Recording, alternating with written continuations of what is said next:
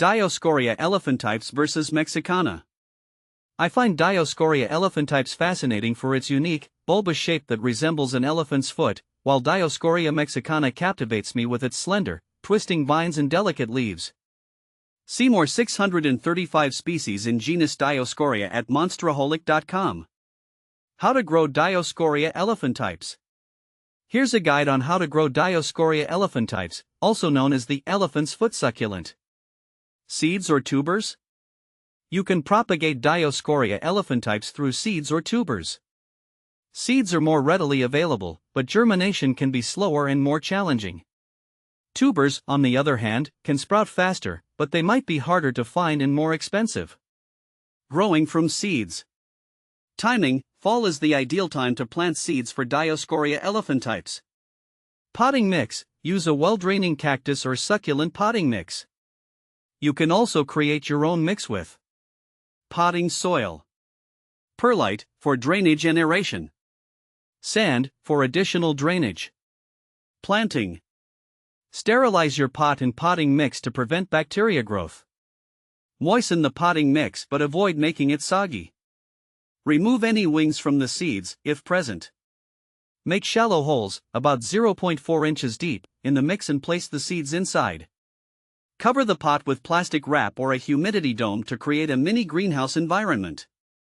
Germination: place the pot in a warm location with bright, indirect light. Avoid direct sunlight. Maintain consistent moisture in the soil but avoid overwatering. You can mist the surface of the soil occasionally. Germination can take 2 to 3 weeks. Once seedlings emerge, gradually remove the plastic wrap or humidity dome to acclimate them to lower humidity. Growing from tubers. Planting: choose a healthy tuber with some eyes, growth points. Use a pot with drainage holes that's slightly larger than the tuber. Fill the pot with well-draining cactus or succulent mix. Place the tuber on its side partially buried in the soil, with the eyes facing upwards. Water moderately to moisten the soil but not drench it. General care. Light: mature Dioscorea elephantipes prefers bright, indirect light. You can provide some direct sunlight in the morning, but avoid harsh afternoon sun. Watering: water thoroughly when the soil dries out completely. This succulent stores water in its caudex, swollen base, and is drought tolerant once established. Avoid overwatering, which can lead to root rot. Soil: ensure the potting mix drains well to prevent root rot. Repot every 2 to 3 years or when the plant outgrows its current pot.